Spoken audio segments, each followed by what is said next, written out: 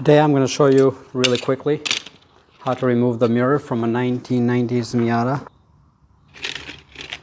As you can see, there's a cap here.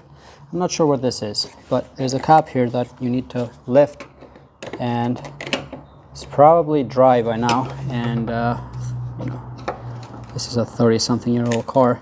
See that? I don't know what this is. I'm hoping it's not something that they put there.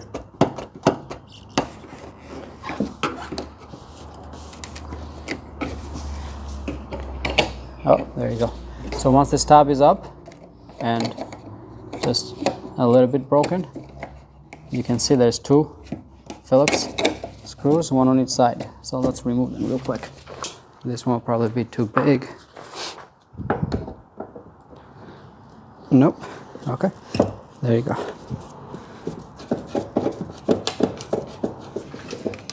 I wonder if they make replacements for this cap, because it's dried through the years, and no matter how careful you are, it's going to break.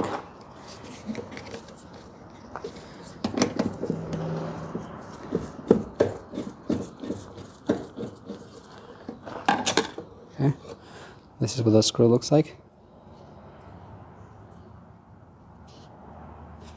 Now let's try to get this one out.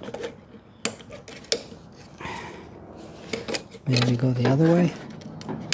Yeah, this way. That's the maximum. You can hear it cracking. Like, I feel like any moment it's just gonna shatter to a million pieces.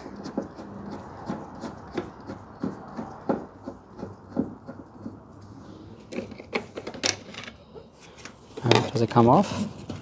Yep. So that's all there is to it. 34 years. There you go. And let's figure out a way to paint this.